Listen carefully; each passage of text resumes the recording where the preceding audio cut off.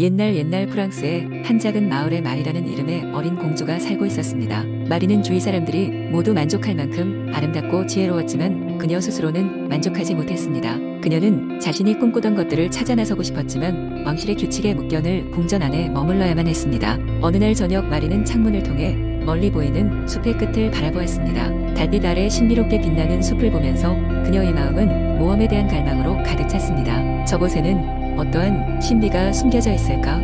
마리는 혼잣말을 했습니다. 다음 날 마리는 비밀리에 짐을 꾸려서 숲으로 떠나기로 결심했습니다. 그녀는 충성스럽고 용감한 친구 작은 새를 믿고 함께 출발했습니다. 숲속 깊은 곳으로 들어가자 그곳은 마리가 상상하지 못했던 놀라움으로 가득 찼습니다. 반짝이는 나비들, 노래하는 강물, 별처럼 반짝이는 나뭇잎들, 숲을 탐험하는 동안 마리는 숲의 수호자인 늙은 요정을 만났습니다. 요정은 마리의 마음속 꿈을 들여다보고 말했습니다. 내 마음속에 담긴 진정한 꿈을 찾아야 한다. 그러려면 이 숲의 4가지 과제를 통과해야 하느니 마리는 그 도전에 기꺼이 임했고 4가지 과제는 각각 지혜, 용기, 친절, 그리고 인내심을 시험하는 것이었습니다. 첫 번째 과제는 거대한 미로를 푸는 것이었습니다. 자신의 지혜를 믿고 끝내 미로를 빠져나온 마리는 기쁨에 넘쳤습니다. 두 번째 과제는 깊은 계곡을 건너는 것이었습니다. 여기서 그녀는 자신의 용기를 시험받았으며 거센 바람 속에서도 수없이 많은 어려움을 이겨내고 마리는 끝내 계곡을 건넜습니다. 세 번째 과제에서 그녀는 꼬마 토끼가 위험에 빠진 것을 보고 도와주었습니다. 그의 감사하는 눈빛을 보며 마리는 친절이란 무엇인지 깨달았습니다. 마지막 과제는 시간에 맞서 인내심을 시험하는 것이었습니다. 그녀는 한자리에 머물며 기다려야 했고 시간이 흘러 요정이 돌아올 때까지 인내해야 했습니다. 모든 과제를 통과한 마리는 마침내 자신의 꿈이 단순한 모험이 아니라 그 과정에서 사람들에게 선함과 사랑을 전하는 것임을 깨달았습니다. 요정은 그녀에게 빛나는 보석을 주며 말했습니다. 너의 꿈은 이제 너의 것이야. 그리고 그것은 누구도 훔치지 못할 것이란다. 마리는 궁전으로 돌아왔으나 더 이상 그곳에 촉박되지 않았습니다. 그녀의 마음은 숲속 만남과 배움으로 가득 찼고 더 큰 꿈을 꾸었습니다. 마리는 언젠가는 왕국을 다스릴 자신이 있으며 그녀의 백성들에게도 사랑과 꿈을 전해줄 것이라는 자신감을 얻었습니다. 그리하여 마리 공주의 이야기는 후세에 길이 전해지며 사람들에게 꿈과 사랑의 중요성에 대해 가르쳤습니다. 두 번째 이야기. 옛날 푸른 숲 한가운데에 작은 마을이 있었고 그곳에는 빨간 모자를 쓴 한 소녀가 살고 있었습니다. 그녀의 이름은 빨간 모자라고 불리었죠. 빨간 모자는 할머니를 무척이나 사랑했고 할머니는 숲 반대편에서 혼자 살고 계셨습니다. 어느 날 아침 빨간 모자의 엄마는 딸에게 할머니에게 가져다 드릴 음식 바구니를 건네주었습니다. 조심하렴. 특히 숲속 이리를 조심해야 해. 할머니 집까지 곧장 가거라. 빨간 모자는 엄마의 당부를 잊지 않겠다고 약속하고 출발했습니다. 숲속을 지나던 빨간 모자는 아름다운 꽃밭을 발견했습니다. 할머니께 이 꽃들을 선물해드리면 정말 좋아하시겠지 생각하면서 꽃을 모으기 시작했죠. 하지만 그때 멀리서 빨간 모자를 지켜보던 이리는 그녀가 길을 벗어난 틈을 타 조용히 다가왔습니다. 이리는 빨간 모자에게 다가와 작은 목소리로 인사했습니다. 안녕 귀여운 아가야. 어디로 가는 길이니? 빨간 모자는 아무 의심 없이 이리에게 자신의 목적지를 말해주었습니다. 할머니께 가고 있어요. 이 꽃을 할머니께 드리면 정말 기뻐하실 거예요. 이리는 교묘하게 속삭였습니다. 그럼 내가 할머니네 가는 지름길을 알려줄까? 빨간 모자는 그 말을 믿고 이리가 알려준 길로 갔습니다. 하지만 이리는 곧장 할머니의 집으로 갔습니다. 그리고는 할머니를 속이고 침대에 누웠습니다. 곧이어 빨간 모자가 도착했을 때 그녀는 할머니의 모습을 본뜬 이리를 발견했습니다. 빨간 모자는 할머니의 달라진 모습에 놀랐습니다. 할머니, 왜 이리 눈이 크세요? 이리는 답했습니다. 너를 더 잘 보기 위해서란다. 왜 귀가 이렇게 크세요? 너의 말을 더 잘 듣기 위해서란다. 마지막으로 왜 이리 이가 크고 날카로워요? 빨간 모자가 묻자 이리는 그 순간 빨간 모자를 잡아먹으려 했습니다. 그때 마침 근처를 지나던 사냥꾼이 소란스러운 소리를 듣고 집으로 다가왔습니다. 그는 황급히 집에 들어가 이리를 물리쳤고 빨간 모자와 할머니를 무사히 구해냈습니다. 빨간 모자는 사냥꾼에게 고마운 마음을 전하고 다시는 길을 잃지 않겠다고 다짐했습니다. 그 후로 빨간 모자는 할머니의 집에 갈 때면 항상 직진하여 길을 잃지 않았고 이리는 다시는 그 마을을 불쾌하게 만들지 않았다고 합니다. 이렇게 빨간 모자와 할머니, 그리고 마을 사람들은 평화로운 일상을 되찾았습니다. 세 번째 이야기, 옛날 옛적 프랑스의 고요한 호숫가 마을인 로미에르 빌리지에는 신비로운 전설이 내려오고 있었습니다. 전설에 따르면 마을 근처 깊은 숲속에는 마법의 백조가 살고 있었고, 백조는 아주 오래전 잃어버린 사랑을 찾아 헤맬 때만 모습을 드러낸다고 했습니다. 사람들은 이 백조를 본 사람에게 큰 행운과 사랑이 온다고 믿었습니다. 로미에르 빌리지에는 아름답고 명랑한 소녀 젬마가 살고 있었습니다.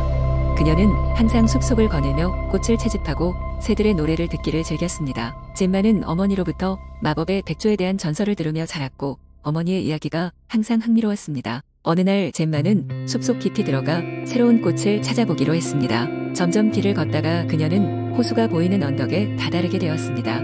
그곳은 환상적으로 아름다웠고, 그녀는 잠시 그 자리에 멈춰서서 경치를 감상했습니다. 그 순간 호수 위로 순백에 백조가 날아오는 모습을 보게 되었습니다. 그 백조는 다른 백조들과는 달랐습니다. 마치 실크처럼 부드러워 보이고 금빛 빛을 발산한 것처럼 보였습니다. 젬마는 백조가 바로 그 전설 속의 마법의 백조임을 직감했습니다. 백조는 젬마의 시선을 의식한 듯 호수 위를 유유히 헤엄치기 시작했고, 그녀의 가까운 곳에 멈춰 섰습니다. 그 순간 젬마는 백조의 눈에서 슬픔과 그리움이 느껴졌습니다. 마치 말을 걸어오는 것처럼 느껴졌습니다. 젬마는 백조에게 말을 걸었습니다. 아름다운 백조여, 당신은 무엇을 찾고 있나요? 사람들은 당신이 잃어버린 사랑을 찾아다닌다고 하던데요. 백조는 조용히 고개를 끄덕이며 그녀와 대화를 나누듯 눈길을 교환했습니다. 그러다 하늘에서 금빛 비늘이 흩날리기 시작했고, 백조의 모습이 천천히 바뀌며 한 젊은 남자가 나타났습니다. 그 남자는 로이였고, 백조가 되기 전 저주를 받아 이 모습으로 살고 있었습니다. 그는 젬마라는 진실한 마음을 가진 소녀 덕분에 마침내 인간의 모습을 되찾을 수 있었던 것입니다. 로이는 아주 옛날의 저주의 마녀를 피해 이 호수로 도망쳐 왔지만 누군가 자신의 진심을 알아주기 전까지 인간으로 돌아올 수 없었습니다. 로이와 젬마는 서로에게 마음을 열었고 숲속 호숫가에서 아름다운 사랑을 키워갔습니다. 로이의 마법이 풀리자 신비로운 백조는 더는 나타나지 않았지만, 마을 사람들은 로이와 젬마의 이야기를 루미에르 빌리지의 마법 전설로서 호세에 전하게 되었답니다. 이렇게 그들의 사랑은 오랜 세월 동안 아름다운 동화로 사람들에게 영감을 주었습니다. 네 번째 이야기, 옛날 옛적 프랑스의 어느 작은 마을에 루미에르라는 소녀가 살고 있었어요. 그녀는 밝고 사랑스러운 성격으로 마을 사람들 모두에게 사랑받았어요. 하지만 그 소녀는 다른 사람들과는 조금 다른 특별한 능력을 가지고 있었어요. 루미에르는 손끝에서 작은 불꽃을 만들어낼 수 있었죠. 이 불꽃은 단순한 불이 아니라 그녀의 감정에 따라 색깔과 크기가 변하는 마법의 불꽃이었답니다. 어느 날 마을에 사악한 마술사가 나타나 마을 사람들을 괴롭히기 시작했어요. 사람들은 점점 두려움에 떨게 되었고, 마술사는 그들의 고통을 즐기며 더욱 강력한 마법을 부렸어요. 마을의 평화가 무너지는 것을 더 이상 두고 볼 수 없었던 루미에르는 결심했어요. 그녀는 자신의 능력으로 마을을 구하기로요. 루미에르는 마을에서 가장 오래되고 지혜로운 독수리를 찾아갔어요. 독수리는 그녀의 이야기를 듣고는 큰 눈으로 그녀를 응시하며 말했어요. 내 사랑하는 루미에르야, 넌 꺼지지 않는 불꽃을 가지고 있구나. 하지만 그 불꽃을 진정으로 활용하기 위해서는 내면의 빛을 찾는 시험을 통과해야 한단다. 거대한 산 너머 마술사의 성체로 가야 한단다. 그곳에서 진정한 마법의 시련이 너를 기다리고 있단다. 루미에르는 두려웠지만 용기를 내어 독수리의 안내를 따라 여행을 시작했어요. 숲을 지나고 강을 건너며 그녀의 불꽃은 점점 더 강력해졌어요. 루미에르가 자신의 내면을 바라볼 때 그동안 감추려했던 두려움과 약점이 분명하게 보였어요. 하지만 그녀는 포기하지 않았어요. 그녀는 그 약점까지도 자신의 일부로 받아들였지요. 그렇게 길고 길었던 여행 끝에 마침내 루미에르는 마술사의 성체 앞에 도착했어요. 마술사는 그녀를 비웃으며 거대한 마법의 불길을 불러냈어요. 그 순간 루미에르의 마음속에서 뜨거운 빛이 솟구쳤고, 그녀의 손끝에서 나온 불꽃은 밝고 찬란하게 타오르며 마술사의 어둠을 뚫었어요. 그 불꽃은 사랑과 용기의 변형 무기였고, 마술사의 사악한 마법을 모두 소멸시켰어요.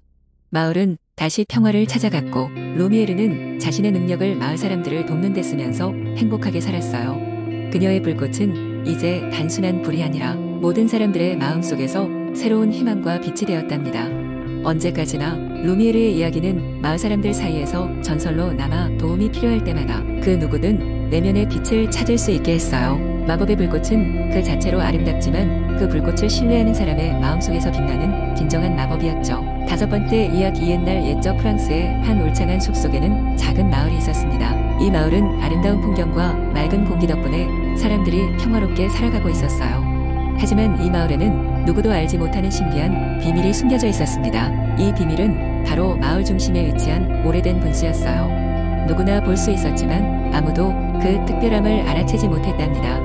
이 분수에서는 밤이 깊어질 때마다 은빛 물줄기가 쏟아올라 하늘로 사라지곤 했습니다. 분수 근처에 사는 한 노인은 이 기묘한 현상을 어릴 적부터 지켜보며 자랐고 늘 신비한 마법이 분수에 깃들어 있다고 믿었어요. 마을 사람들은 종종 분수의 소원을 빌었지만 그저 마음의 위안일 뿐이라 생각했죠.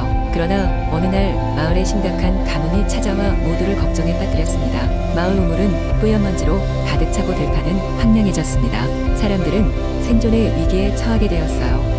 절망적인 상황 속에서 그 노인은 자신의 손자 앙리를 불러 자신이 알고 있는 모든 것을 이야기해 주었습니다. 앙리야, 이 분수는 단순한 물줄기 그 이상이란다. 다양한 이들의 희망과 꿈이 함께 어우러지는 마법의 분수지. 내가 정성을 다하면 이상한 일이 일어날지도 몰라. 앙리는 밤이 되자 몽환적인 기운이 감도는 분수 앞에 섰습니다. 그는 간절하게 모든 마을 사람들이 어려움에서 벗어나길 원한다고 속삭이기 시작했어요. 그러던 중 분수의 물줄기는 하늘로 길게 뻗어 올라가더니 황금빛으로 빛나기 시작했습니다. 그 이후로 기적 같은 일이 일어났죠. 분수에서 방출된 물방울들이 마을 전체로 퍼져나가 하늘에서 빗방울처럼 쏟아지기 시작했습니다. 이 산뜻한 빗방울은 메말라가는 마을의 삶의 기운을 불어넣었고 우물은 다시 깨끗한 물로 넘쳐났습니다. 마을 사람들은 기뻐하며 다시금 풍족한 생활로 돌아갈 수 있게 되었어요. 앙리는 이번 경험을 통해 분수의 진정한 힘은 오랜 세월 동안 사람들이 남긴 희망과 소망이 모여 이루어진 것임을 깨달았습니다. 그리하여 마을 사람들은 앞으로도 분수를 소중히 여기며 서로의 꿈과 희망을 공유하는 삶을 살게 되었답니다. 그리고 숲속의 작은 마을은 언제까지나 번영과 행복이 넘치는 곳으로 남게 되었어요.